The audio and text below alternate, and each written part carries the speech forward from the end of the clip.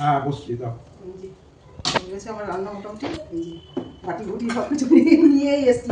তোমার কুমড়ো ভাজা, কুমড়ো ফুলের বড়া না, এটা হচ্ছে কুমড়ো পাতার বড়া। আচ্ছা বুঝছো, আমি কুমড়ো ফুল ভেবে গেছিলাম, এই কুমড়ো ফুলটা মানে কালকেই ফুটে গেছে মনে হয়, কেমন একটা হয়ে গেছে, ওই জন্য ফুলগুলো আনলাম না, ভাবলাম কিছু পাতা দিয়ে বড়া করে দিই তোমাকে। আজকে তো নিরামিষ এমনিতেই, কালকে একদিন শুধু আমরা মাছ খেলাম, মাছ খাবে তাই না?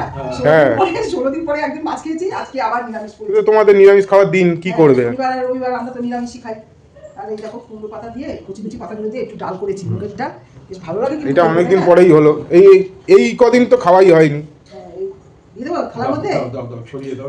আচ্ছা, শুভ দুপুর বন্ধুরা, তোমরা কেমন আছো? নিশ্চয়ই সবাই ভালো আছো, আমিও ভালো আছি গো। দেখো দাদাকে খেতে দিচ্ছি, তোমাদের দাদা খেতে বসে গেছে আর কি। ছড়িয়ে দাও একটু, ছড়িয়ে দাও। তো তুমি এই যে লঙ্কাটা দিয়েছি, তুমি লঙ্কা দিয়ে ভাজা দিয়ে খাবে না? তুমি তো লঙ্কা দিয়ে ভাজা খেতে ভালোবাসো, ওই জন্য কাঁচা লঙ্কা দিয়েছি। আচ্ছা রাখো। তাই ডালটা দিয়ে খেয়ে তারপরে খাবে ভাজা দিয়ে।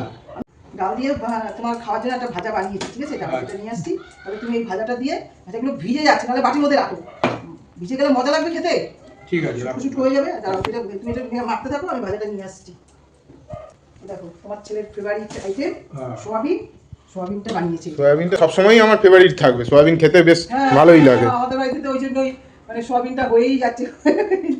বন্ধুরা আমি তাহলে খাওয়া শুরু করব একদম। দাঁড়াও, তোমাকে কি করি বলে জন্য পাপড় ভাজাটা দিয়ে দিই, পাপড়টা দিয়ে ডাল দিয়ে ও ডাল দিয়ে খাওয়ার জন্য এটাই তৈরি করেছো? হ্যাঁ হ্যাঁ, চাটনিটা করিনি তো, ওই জন্য পাপড়টা ভাবলাম ডাল দিয়ে খাবে, আর ওই ভাজাটা করেছি ওই জন্য। আর বিশেষ কিছু রান্না করিনি আজকে। এই যে সোয়াবিনের তরকারিটা তোমার বাটির মধ্যে দিয়ে দিচ্ছি, ঠিক আছে? ঠিক আছে। সোয়াবিন দিয়ে বেশ বড় বড় করে আলু দিয়ে দেখলেই মানে লোভ আসে না? হ্যাঁ, সুন্দর লাগছে না দেখতে? আর তোমার এই দিয়েছি কাশ্মীরি লঙ্কার গুঁড়ো দিয়েছি। আর আলু খেলেই যত ছেলের দোষ, ছেলে আলু খায়। আর বাবাকে কি একটা দুটো আলু দেবো না সেজন্য? না না, তুমি বলো যে যখন আমি আলু চাই তখনই ছেলে আলু খায়, আলু খায়। আলু খায়। আলুটা তো বেশি খাওয়া ভালো না, খাই তো। এখন আলুটা তো সবজিতে আবার না দিলেও সবজিটার সাথে টেস্ট হয় না সবজি। সব জিনিসেই সবকিছু দিতে হয়, নুন যেরকম দিতে হয়, মিষ্টি যেরকম দিতে হয়, সবকিছুই দিতে হয়, তবেই সব রান্না ব্যালেন্স হয়। হ্যাঁ, তাহলে রান্নাটা তো জ্যাঠা বাড়িতে যেমন আলু বলে খাই না, মিষ্টি খায় না, আলু খায় না।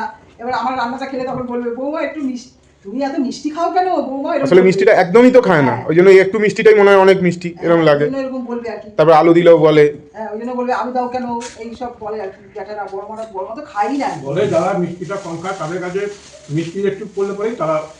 এই যে এখন যেরকম আমি যেরকম এই যে চাটা মিষ্টি কম খাই, কোনো দোকানে গিয়ে চা খাই, তখন মনে হয় যেন কত মিষ্টি দিয়ে দিয়েছে, অথচ আগে কিন্তু ওই চাটাই খেতাম, মিষ্টি অত লাগতো না।